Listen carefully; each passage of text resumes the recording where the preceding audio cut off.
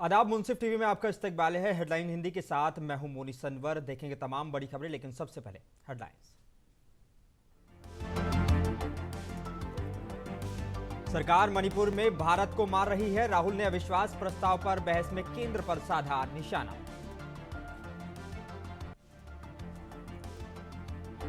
और लोकसभा में स्मृति ईरानी ने राहुल गांधी पर किया पलटवार। भारत माता की हत्या वाली टिप्पणी की कठोर आलोचना की।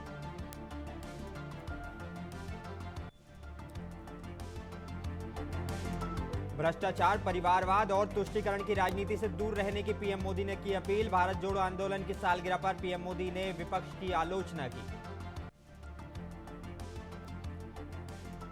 और भारत ने वेस्टइंडीज के खिलाफ तीसरा टी20 मैच जीता। सूर्य कुमार यादव का शानदार अर्धशतक। चौथा मैच मंगलवार को होगा।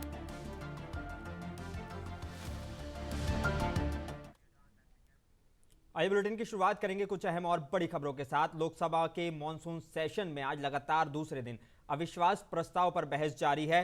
कांग्रेस नेता राहुल गांधी भी आज इस बहस में शामिल हुए। राहुल गांधी ने कहा कि सबसे पहले मैं मेरी लोकसभा सदस्यता बहाल करने के लिए स्पीकर को धन्यवाद देना चाहता हूं।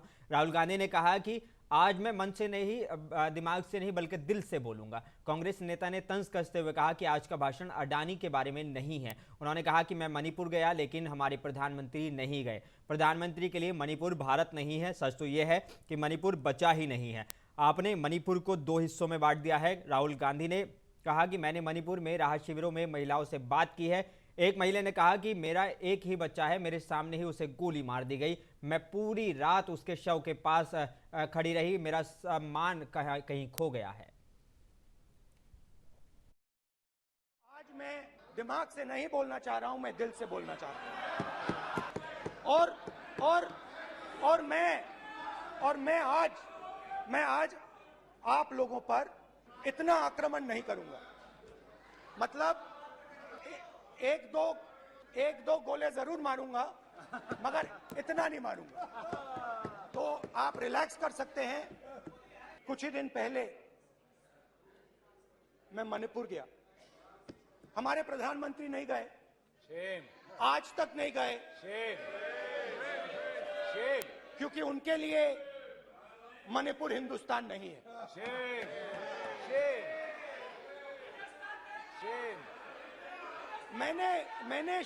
मैंने मणिपुर शब्द प्रयोग किया,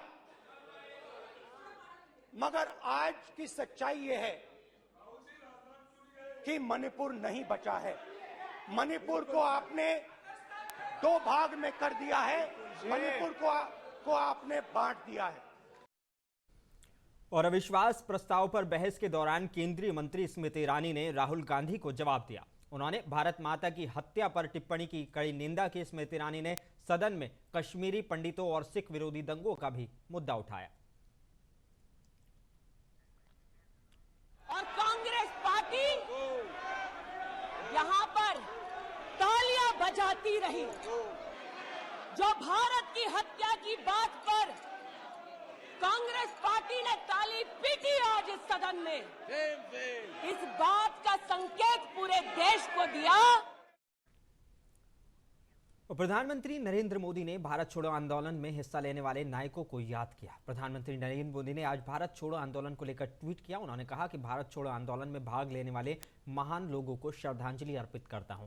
गांधी जी के नेतृत्व में इस आंदोलन ने भारत को औपनिवेशिक तरीके से शासन से मुक्ति दिलाने में महत्वपूर्ण भूमिका निभाई। पीएम मोदी ने भारत छोड़ो के नारे के साथ विपक्षी दलों पर भी निशाना साधा। पीएम मोदी ने देश की जनता से कहा कि भ्रष्टाचार, तुष्टीकरण की राजनीति करने वाले परिवारों और पार्टियों से खुद को दूर रखें। बता दें कि 9 अगस्त 1942 में भारत की आज़ादी के लिए बेहद अहम दिन है और उस दिन पूरे देश में भारत छोड़ो आंदोलन का बिगुल बज गया था।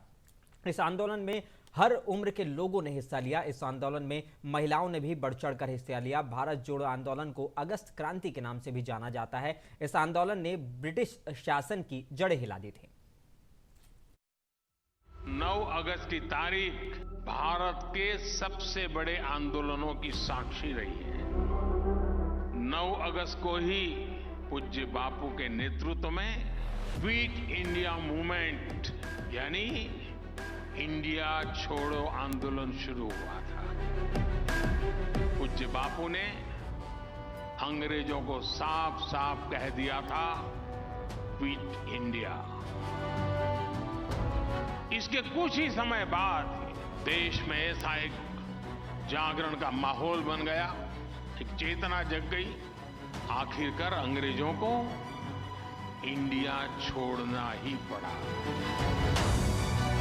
आज हमें पूज्य बापू के आशीर्वाद से उसी इच्छा शक्ति को समय की मांग है, हमें आगे बढ़ाना ही है।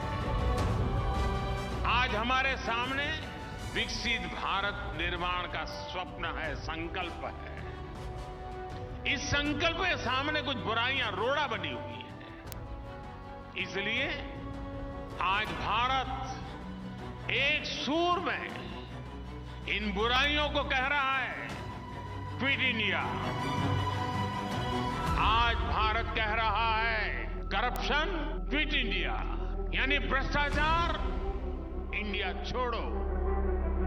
आज भारत कह रहा है, डायनेस्टी।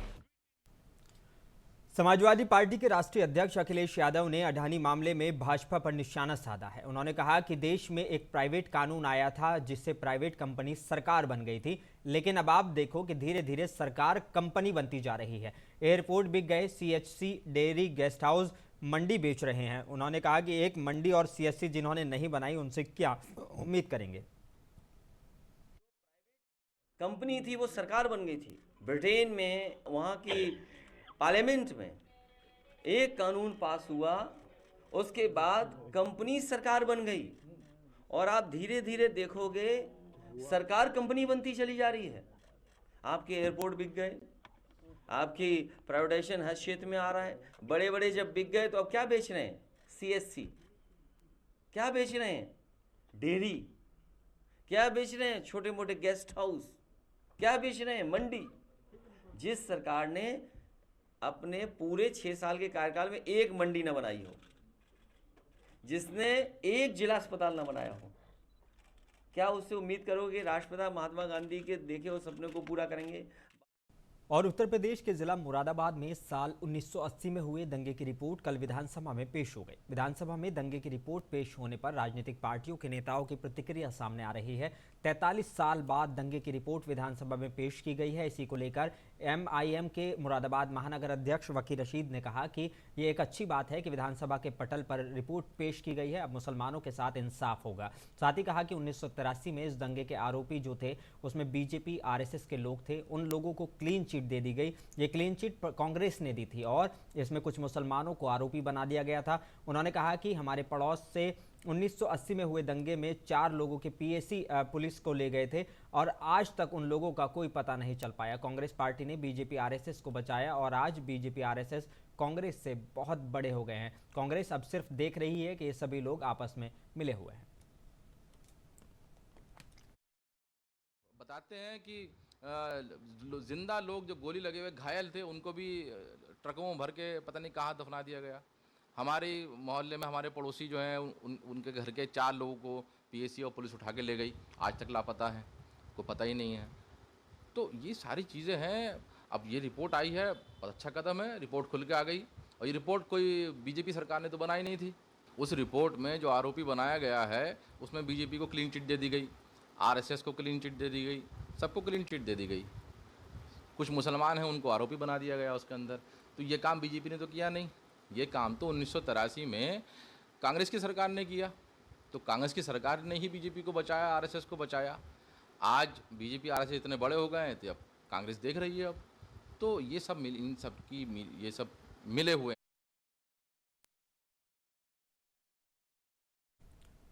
और इसी खबर को लेकर सीधे चलेंगे मुरादाबाद, जहां से हमारे संवाददाता शाहरुख हमारे साथ जुड़ गए हैं। शाहरुख, बड़ा सवाल यहां पर यह है कि कल जो है विधानसभा में ये 1980 के दंगे जो हुए थे मुरादाबाद में, उसकी रिपोर्ट पेश कर दी गई और इसको लेकर अब कई पार्टियों के नेताओं की प्रतिक्रिया सामने आ रही है। शाहरुख, क्या कहना चाहेंगे इसके लिए? देखिए, जिस तरीके से मैं आपको बता दूं पूरा मामला क्या था जी। मुरादाबाद में 13 अगस्त 1980 में ईद का दिन था। मुस्लिम समाज के लोग ईदगाह में नमाज पढ़ रहे थे। तभी बताया जाता है। जो हमारे लोगों से बात हुई थी वहां पर, तो उन्होंने बताया कि जिस तरीके से वो नमाज पढ़ रहे थे वहां पर एक जानवर आ गया था जिसको हटाने को लेकर वहां पर विवाद हुआ था। उसके बाद वहां फायरिंग होती है और अफरा तफरी का माहौल हो गया था, जिसके बाद अब बताया जा रहा है कि इस मामले में 43 साल बाद जो सरकार है उसने विधानसभा में इसकी रिपोर्ट पेश की थी कल, जिसके बाद अब इसमें जो दंगा हुआ है उसमें बताया जा रहा है कहीं ना कहीं मुस्लिम लीग के जो नेता थे उन्हें दोषी ठहराया गया है। हालांकि आपको बताते चलें इसमें 43 साल बाद दंगे की ये रिपोर्ट विधानसभा में पेश की गई है।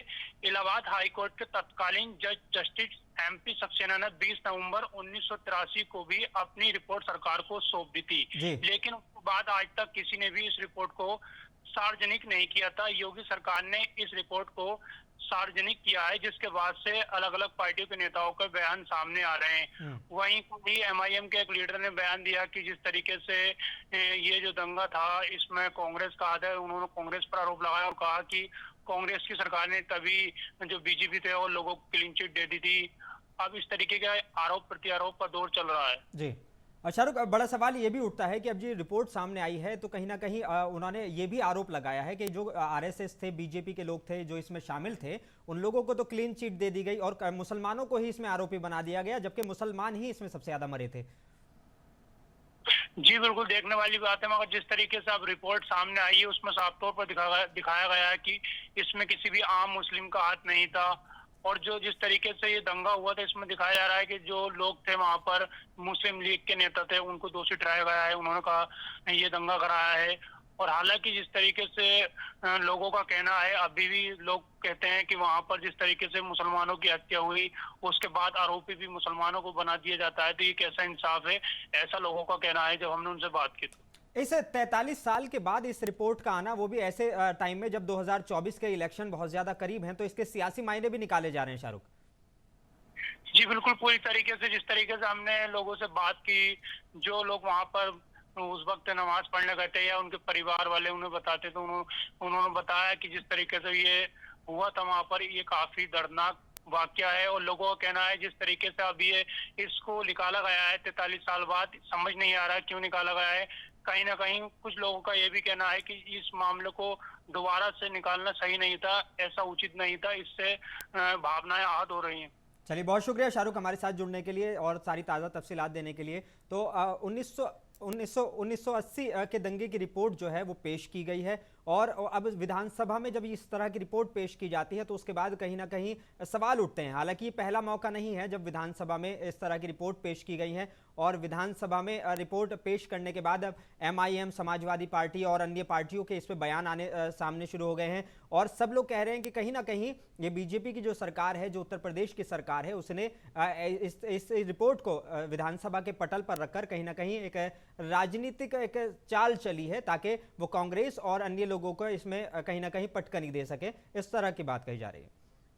उत्तर प्रदेश के पीलीभीत में जलाभिषेक बाइक यात्रा निकाली गई। इस दौरान कांवड़ियों का एक अलग तरह का प्रदर्शन देखने को मिला। दरअसल इस मौके पर कांवड़ियों ने अवैध तमंचे, तलवार, डंडे और बांका जमकर लहराया। इस घटना का वीडियो किसी ने बनाकर सोशल मीडिया पर शेयर कर दिया, जो अब वायरल हो रहा है। वहीं अवैध तमंचे के साथ युवक का वीडियो वायरल होने के बाद पीलीभीत पुलिस ने आरोपी और उसके साथी को हिरासत में लेकर केस दर्ज कर दिया है। वहीं केस दर्ज होने के बाद आरोपी युवक के घर वाले परेशान हैं और उनका रो रो कर बुरा हाल है। पूरापुर क्षेत्र का मामला है। एक युवक है जो अवैध तमंचा लहरा रहा था, उसका वीडियो वायरल हुआ था। पुलिस ने तत्काल उचित धाराओं में अभियोग पंजीत किया है और उस युवक को गिरफ्तार करके जेल भेजा जा रहा है। कितने लोग जेल भेजे जा रहे हैं? इसमें 2 लोगों को जेल भेजा जा रहा है और युवक है उसके साथ। और उत्तर प्रदेश में अपराधियों के खिलाफ यूपी पुलिस का एक्शन लगातार जारी है। इस क्रम में कुशीनगर पुलिस ने समाजवादी पार्टी के नेता इंजीनियर कमलेश सिंह हत्याकांड के मुख्य आरोपी धर्मेंद्र पासवान को गिरफ्तार कर लिया है। हाटा कोतवाली क्षेत्र के देवरिया मोड़ के पास हुई मुठभेड़ में धर्मेंद्र पासवान के दाहिने पैर में गोली लगी है। उनके पास से पुलिस ने हत्या में इस्तेमाल की गई एक कंट्री मेड पिस्टल, कारतूस, खोखा और बाइक बरामद की है। बता दें कि 5 अगस्त को पुरानी रंजिश के चलते कमलेश की गोली मारकर हत्या कर दी गई थी और हत्या का आरोप 50,000 के इनामी ग्राम प्रधान धर्मेंद्र पासवान पर लगा था। जानकारी सामने आ रही है कि इस पुरानी रंजिश में अब तक कमलेश सहित दोनों पक्षों से 16 लोगों की जान जा चुकी है। मालूम हो कि कोतवाली क्षेत्र के खागी मोडेरा गांव निवासी जामवंती देवी के इंजीनियर बेटे की 5 अगस्त को गोली मारकर हत्या कर दी गई थी। इस घटना के बाद से ही घर में मातम पसरा हुआ है, तो वहीं पुलिस ने इस मामले में ये बड़ी कार्रवाई की है। घायल धर्मेंद्र पासवान को हाटा सीएचसी में प्राथमिक उपचार के बाद डॉक्टर ने उसे जिला अस्पताल रेफर कर दिया है। इंजीनियर हत्याकांड में शामिल मुख्य आरोपी धर्मेंद्र पासवान आज उस क्षेत्र में अपने किसी साथी से मिलने के लिए आया हुआ है। पुलिस ने इसी संदर्भ में वहां पर बैरिकेडिंग लगाकर और वहां पर धर्मेंद्र पासवान को पकड़ने का प्रयास किया। इसी संदर्भ में धर्मेंद्र पासवान के द्वारा पुलिस टीम का विरोध करते हुए पुलिस की बैरिकेडिंग तोड़ते हुए पुलिस टीम पर फायरिंग की गई। पुलिस टीम द्वारा प्रतिरक्षा में आत्मरक्षार्थ फायरिंग की गई, जिसमें धर्मेंद्र पासवान को गोली लगी है। धर्मेंद्र पासवान के पास से एक कंट्री मेड पिस्टल, 2 मैगजीन, कुछ खोखा कारतूस और एक बाइक बरामद हुई है। इसी कंट्री मेड पिस्टल का प्रयोग 5 तारीख को हुए हत्याकांड में हुआ था, जिसकी बरामदगी पुलिस द्वारा की गई है। इस संदर्भ में धर्मेंद्र पासवान का विस्तृत आपराधिक इतिहास भी रहा है। उसके ऊपर पूर्व में 50,000 रुपए का इनाम भी घोषित है। इस संदर्भ में पुलिस द्वारा सभी पक्षों की गहनता से जांच करके अग्रिम विधिक कार्रवाई की जा रही है। और इसी खबर के लिए सीधे चलेंगे हमारे संवाददाता टीपू सुल्तान के पास, जो कुशीनगर से हमारे साथ जुड़े हुए हैं। टीपू सुल्तान, एक बड़ा सवाल ये था कि कहीं ना कहीं अपोजिशन के लोगों की हत्या हो रही थी और समाजवादी पार्टी के एक नेता की, इंजीनियर की हत्या कर दी गई थी। इसको लेकर समाजवादी पार्टी ने सरकार पर हमला बोला था। आज पुलिस ने कार्रवाई करते हुए आरोपी को पकड़ लिया है, क्या कहना चाहेंगे? जी मोनिस, आपको बता दें कि कुशीनगर जनपद के हाटा थाना क्षेत्र का अंतर्गत का मामला है, जो 5 अगस्त के पुरानी रंजिश को लेकर के प्रधान धर्मेंद्र पासवान की तरफ से गोली चलाई गई थी, जिसमें इंजीनियर कमलेश सिंह की हत्या हो गई थी। उसी क्रम में जिस तरह की विपक्ष के जो भी लोग थे, सपा के सरगर्मियां तेज हो चुकी थी, उसको लेकर के रात में मुठभेड़ हुई है। मुठभेड़ के दौरान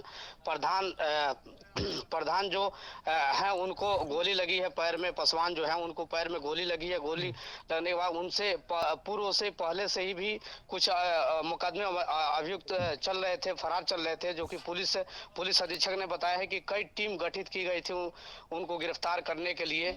जो कि रात में मुठभेड़ हुई है। मुठभेड़ होने के बाद उनको पैर में गोली लगी, जो कि सीएससी पे इलाज चल रहा है। उनका इलाज करने के बाद उनको देवरिया जेल भेज दिया जाएगा।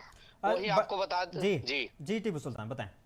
जी वही आपको बता दें कि जो भी सपा के नेता लोग हैं उनका भी सरगर्मी तेज हो चुकी है। जो कि वहीं के जो पूर्व मंत्री हैं राधेश्याम सिंह, उन्होंने अपना ट्वीट करते हुए कहा है कि जल्द से जल्द मतलब गिरफ्तारी हो, लेकिन बहुत जल्द पुलिस ने गिरफ्तारी की और पुलिस की बहुत सराहना किए हैं उन्होंने। और उन्होंने ये भी लिखा है अपने ट्वीट पे कि 25 लाख का आर्थिक सहायता दिया जाए और जो भी परिजन है उनको सुरक्षा का व्यवस्था कराया जाए।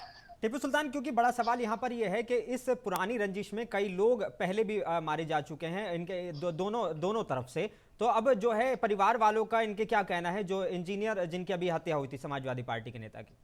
जी उनके परिजन का ये कहना है कि जो धर्मेंद्र पासवान है उनके तरफ से भी इंजीनियर कमलेश सिंह एक बार अभियुक्त रह चुके हैं, उसको लेकर के जो कि उनकी एक बच्ची है उनको थप्पड़ मारे थे। इसी क्रम में जब उन्होंने जाकर के पूछताछ करने के बाद तुरंत उन्होंने दानादन फायरिंग स्टार्ट किया। फायरिंग के बाद उनकी तुरंत वही मौके पर ही मौत हो गई। और मौके पर पुलिस अधीक्षक से लेकर के जिलाधिकारी से लेकर के और सभी लोग तमाम जो भी अधिकारी थे मौके पर मौजूद थे। और उन्होंने कहा कि कई टीम गठित की है, जो कि गठित के बाद रातों रात उन्होंने मुठभेड़ के दौरान उनको पैर में गोली लगी है। जो कि वो जो अभियुक्त थे उनके ऊपर 50,000 के इनाम पुलिस अधीक्षक की तरफ से रखा गया था। चलिए, बहुत शुक्रिया टीपू सुल्तान हमारे साथ जुड़ने के लिए। तो कहीं ना कहीं अब जिस मामले पर लेकर समाजवादी पार्टी भाजपा सरकार को घेरती आ रही थी, उत्तर प्रदेश सरकार को घेरती आ रही थी, उसके बाद अब पुलिस ने बड़ी कार्रवाई करते हुए आरोपी को गिरफ्तार कर लिया है। और न सिर्फ आरोपी को गिरफ्तार किया बल्कि पुलिस और आरोपी के बीच में फायरिंग हुई, जिसमें आरोपी के पैर में गोली लगी है और उसको पहले लोकल अस्पताल में भर्ती कराया गया कस्बे के, और सीएचसी में भर्ती कराया गया, बाद में जिला अस्पताल रेफर कर दिया गया और अब उनकी हालत बेहतर होने के बाद उनको जेल भेज दिया जाएगा। इसके बाद और देश भर में आज भारत जोड़ो आंदोलन की सालगिरह मनाई जा रही है। इस खास मौके पर देश भर में कई कार्यक्रम आयोजित किए जा रहे हैं। इस बीच लखनऊ के समाजवादी पार्टी कार्यालय पर एक कार्यक्रम का आयोजन किया गया। इस बीच अगस्त क्रांति दिवस पर समाजवादी पार्टी के प्रमुख अखिलेश यादव यहां पहुंचे और महान नायकों को उन्होंने याद किया। उन्होंने इशारों में बीजेपी पर निशाना साधा। राष्ट्रपिता महात्मा गांधी का सपना स्वतंत्रवादियों को और विशेषकर समाजवादियों के सपने अभी अधूरे हैं। उन्होंने आगे कहा कि गांधी जी और समाजवादियों ने जो भी सपने देखे थे उन्हें पूरा करने के लिए वो काम करते रहेंगे। बीजेपी का जिक्र करते हुए अखिलेश यादव ने कहा कि उन्होंने भारत जोड़ो आंदोलन का विरोध किया था। उत्तर प्रदेश के पूर्व मुख्यमंत्री ने कहा कि हम उन सभी शहीदों को याद करते हैं जिनकी वजह से हमने इस देश को आजाद कराया है। क्रांति के तमाम हमारे महानायक और राष्ट्रपिता महात्मा गांधी के आह्वान पर जो अंग्रेजों को भारत छोड़ो आंदोलन का आह्वान हुआ था, उन तमाम नेताओं को हम लोग याद करते हैं। साथ ही साथ उन अनगिनत शहीदों को भी याद करते हैं जिनकी वजह से आज हमें देश आजाद मिला है। आजादी की लड़ाई में जिन लोगों ने भी योगदान दिया हम उनको भी याद करते हैं। भारत छोड़ो। और आखिर में एक बार फिर नजर डालेंगे हेडलाइंस पर। सरकार मणिपुर में भारत को मार रही है। राहुल गांधी ने अविश्वास प्रस्ताव पर बहस में केंद्र पर साधा निशाना।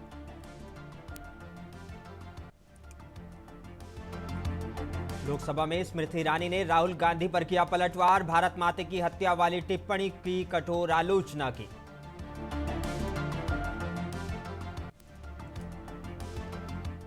भ्रष्टाचार, परिवारवाद और तुष्टीकरण की राजनीति से दूर रहने की अपील। भारत छोड़ो आंदोलन की सालगिरह पर पीएम मोदी ने की विपक्ष की आलोचना। और भारत ने वेस्टइंडीज के खिलाफ तीसरा टी20 मैच जीता। सूर्य कुमार यादव का शानदार अर्धशतक। चौथा मैच मंगलवार को होगा।